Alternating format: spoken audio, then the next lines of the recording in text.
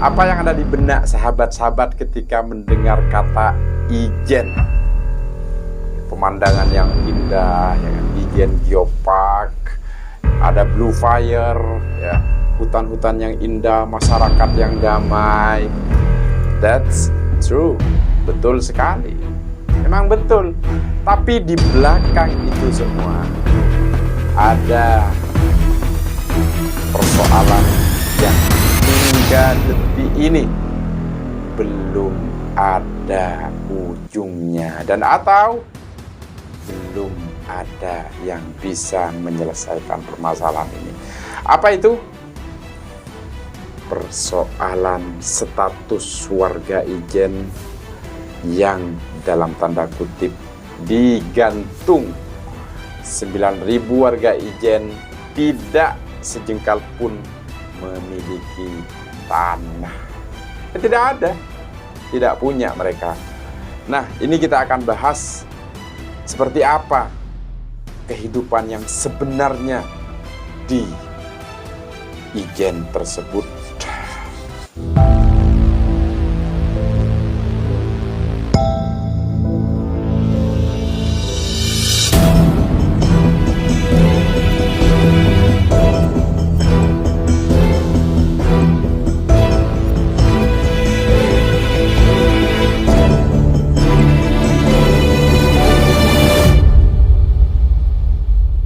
Untuk itu hadir bersama kita narasumber masyarakat Ijen asli, ya kan, yang KTP-nya KTP Sempol Bondowoso Jawa Timur, ya kan, tapi dia sama seperti yang 9.000 itu, tidak memiliki tanah dan tempat tinggal yang tanda kutip abu-abu.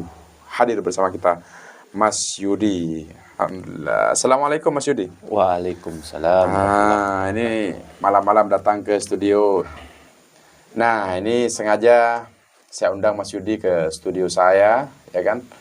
Karena dia senantiasa memberikan advice, edukasi hukum, karena dia juga sebagai representatif kita yang ada di Sempol dan juga mewakili kepentingan masyarakat Sempol dan atau masyarakat Ijen secara keseluruhan. Oke Mas Yudi, kita awali dengan sesuatu yang normatif saja. Sebenarnya memang Ijen ini tempat wisata yang indah, kan begitu kan, terkenal di seantero dunia sampai mendapatkan sertifikat dari UNESCO, kan begitu. Ya. Nah, cuma yang menjadi pertanyaan saya, udahlah kita terlepas dari yang indah-indah itu. Sebenarnya ada apa sih dengan masyarakat Ijen? Sebenarnya yang sebenarnya seperti apa Mas Yudi? Gambaran secara global dulu. Ya, kalau gambaran secara global yang jelas di balik keindahan atau view-nya yang terkenal di mancanegara, yang pernah kita ketahui bersama bahwa Ijen itu is beautiful. Ya, indah. Tapi di balik itu semua, ini masyarakatnya ini bisa dikatakan menangis. Kenapa saya bilang menangis?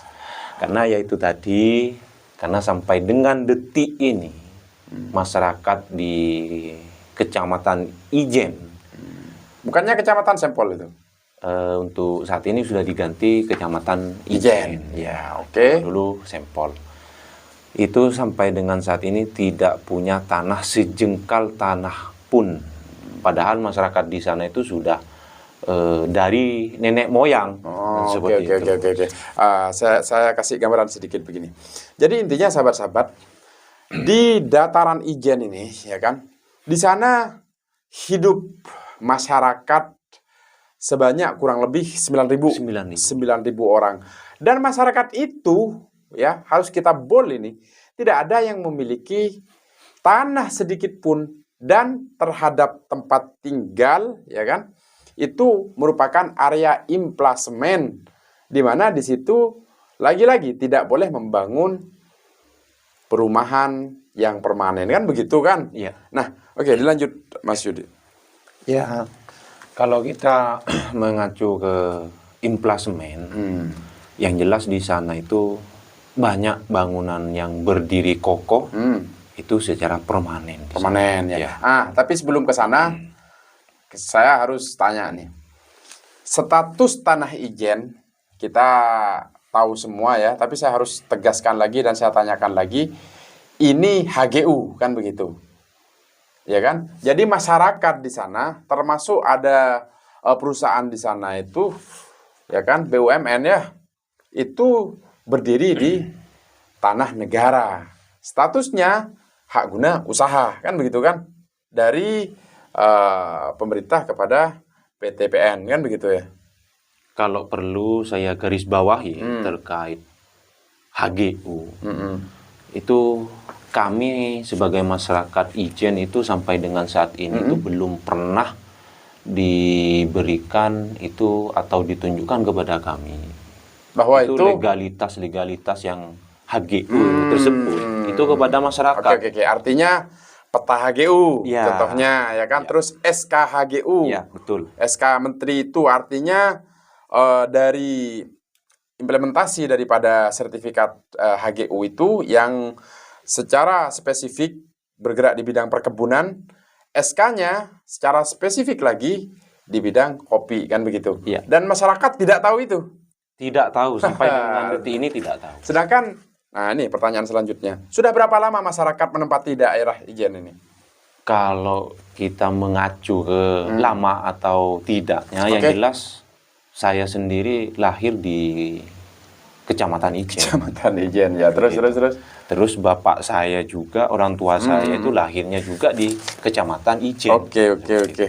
Terus bangunan jika di sana ya, bangunan itu kan tidak boleh permanen, Ya, ya kan? Saya periksa sendiri ketika ada masyarakat Ijen yang dilaporkan kemudian hingga P21 sampai disidangkan sampai terpidana gara-gara membangun gerasi kan begitu. Ya. Saya tanya kepada ahli, ya kan, sampai kapan ini HGU-nya? Ternyata HGU-nya sampai 2030 sekian lah itu. Dan saya tanya, apakah boleh itu tanah digunakan atau diperuntukkan tidak sesuai dengan yang di SK Menteri dan atau seperti yang termaktub dalam sertifikat HGU berdasarkan peraturan pemerintah nomor 18 itu. Saya tanya kepada ahli, jawabannya ahli, tidak boleh. Tapi saya akan bertanya fakta di lapangan, Ya. bagaimana di sana. Dan saya tanya kepada si manajer ketika jadi itu, apakah boleh di sana rumah itu dibuat secara permanen, artinya dibangun? Tidak boleh jawabannya. Faktanya seperti apa, Mas Yudi? Fakta di lapangan itu kalau kita bicara persentase seperti itu, Oke. itu 95% itu rumah ataupun bangunan itu berbentuk gedung itu sudah sangat kokoh dan itu rata-rata 95% dibangun, termasuk bangunan yang dibangun sendiri oleh pihak PTPN. Iya. Nah, kalaupun kita mau mengacu ke pemerataan ataupun ke aturannya, kan harus membangun rumah itu semi permanen seperti itu. Nah, tapi dalam hal ini wong rumah manajernya sendiri permanen kok. Seperti itu.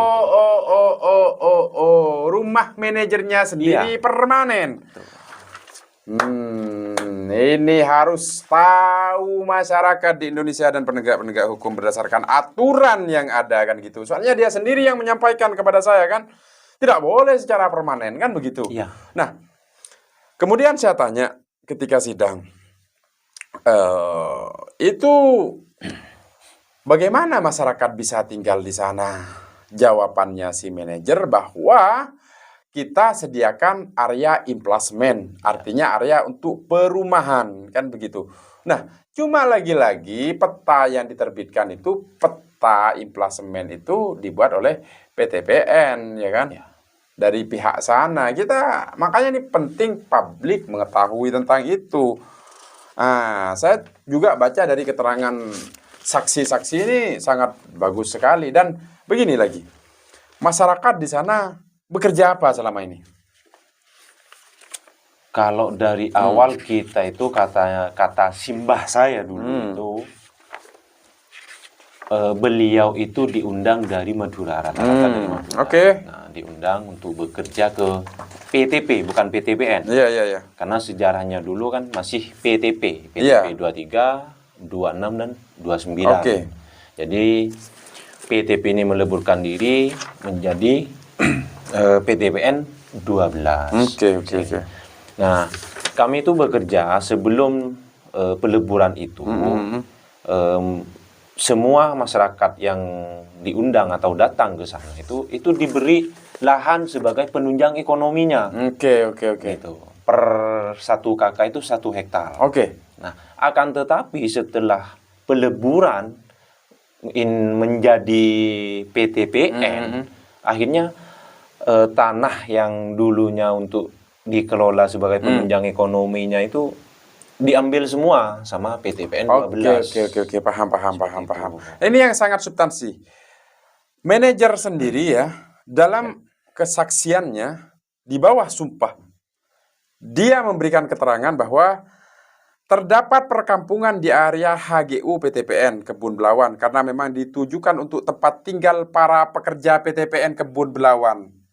Ya kan? Ya. Bahwa pekerja tersebut ada yang bertugas di kantor maupun hanya bekerja saat panen maupun penanaman dan perawatan kopi. Lagi-lagi kopi. Nah, pertanyaan yang sangat substansi adalah, ada ndak masyarakat situ yang tidak bekerja ke kebun? Banyak. Kalau persentase nih, 1 sampai 100, berapa persen kira-kira? 90 sekian. Persen Ya. tidak bekerja. Tidak bekerja. Wah, ini keren. Masyarakat juga punya alasan kenapa tidak bekerja. Soalnya di sini di bawah sumpah ini manajer kan? Ya. Ini di bawah sumpah dia terhadap sumpah yang memberikan keterangan palsu, jelas ada ancaman pidananya di atas 5 tahun. Nah, dah main-main ini kan. Dia menyampaikan bahwa pekerja tersebut ada yang bertugas di kantor maupun hanya bekerja saat panen maupun penanaman dan perawatan pohon kopi. Sedangkan di sana masyarakat banyak yang tidak bekerja di kebun ya, Banyak. yang disampaikan. Banyak. Itu yang pertama. Dan yang kedua, ya kan, bahwasanya untuk menghuni area implasmen PTPN Kebun Belawan, jika akan merenovasi rumah harus ada izin, ya kan? Ini izin. Jangan sampai ini jadi keterangan palsu kan di bawah sumpah. Ini ancamannya. Ini ancamannya nggak main-main. Bahwa untuk menghuni area implasmen PTPN Kebun Belawan, jika akan merenovasi rumah harus ada izin dari direksi yang diajukan melalui manajer. 9.000 masyarakat di sana, Ya. ada nggak yang punya izin itu? Sampai dengan saat ini, saya sampaikan secara tegas, tidak ada. Tidak ada. 3 ya, 3 udah ini. Terus, ada nggak bangunan yang permanen? Banyak. 4 ya, 4 sudah dah. 4 dah. Nah, kalau kita mengacu kepada peraturan pemerintah nomor 18 dan turunannya permen itu, dan terus ke bawah itu, bahwasanya itu HGU tidak boleh pemanfaatannya itu tidak pada peruntukannya, itu tidak boleh dilakukan itu. Nah, saya dengar dari dari masyarakat, dan bahkan ini saya kaget ketika Mas Yudi membawa segebuk data ini kan. Nah, ada lahan, ya kan, yang tidak dipergunakan untuk perkebunan kopi, tapi oleh, ya kan, PTP dalam hal ini, ya kan, ini kan tulisannya Kebun Belawan kan gitu ya. Tapi pada faktanya adalah ada lahan yang digunakan tidak pada peruntukan sertifikat HGU dan SK Menteri, yaitu dikelola di mana masyarakat ini membayar di sini banyak sekali kwitansi kepada Kebun Belawan ditandatangani, tidak ada namanya. Banyak ini kalau dihitung miliaran ini. Nah, itu gimana itu? Ya, jika terkait dengan lahan yang tidak pada peruntukannya. Hmm. Ini yang jelas kan dalam hal ini kami juga sebagai masyarakat setempat itu merasa sangat dirugikan. Iya. Kenapa? Karena yang tertera di sini ini sudah jelas KSU. KSU, ya kan? KSU. Oke. Seperti itu. Jadi dalam KSU ini kalau kita amati yang jelas ini kan kerjasama usaha. Setidaknya jika kerjasama itu kan kedua belah pihak ini melakukan kerja bareng. Contohnya PTP punya lahan. Dimulai dari secara administratif dulu ya. Ya. Artinya ada perjanjian kerja antara pihak pertama dan kedua. Ya. Dalam hal ini petani ini. Karena di situ petani kan Petani, ya. perpetani ini. Dan sedangkan saya lihat ada yang setor kepada saya ini dengan UD Lora. Saya lihat UD-nya KLBI-nya bergerak tidak di bidang itu. Ada yang pengecer, ada bahan bangunan, ini kan kacau ini kan begitu. Makanya terhadap ini masyarakat keberatan ya. Sangat keberatan. Itu berapa itu nilai nominal yang harus disetor untuk mengelola lahan? Untuk mengelola lahan ini kita variatif ya. Ya, perjelas dulu. Yang jelas di sini ini kan kerjasama usaha. Iya. Namanya kerjasama usaha setidaknya kan ini dibayar setelah BEP setidaknya. Ya, artinya setelah akhir. Yes. Artinya ada mekanisme antara pihak pertama dan pengelola kan begitu. Dan juga bagaimana sistem baginya dan juga bagaimana tentang apa saja yang akan ditanam dan juga manajemen tanamnya seperti apa kan begitu. Yes, oke. Selama ini tidak ada. Tidak ada. Nah, banyak sudah. Dan saya sebutkan adalah kebanyakan ini, sahabat-sahabat, kebanyakan. Makanya terhadap ini saya akan lakukan upaya hukum yang terukur untuk itu, kan begitu. Nah, ini penting sekali, Mas Yudi. Jadi masyarakat tuh bayar per panen, gitu kan? Ya, per sekali tanam. Sekali tanam bayar. Kita itu untung rugi bayar gitu. Kita itu ditarik, ya kita mau untung mau rugi tetap karena kita itu ditarik di awal. Di awal. Iya. Oke.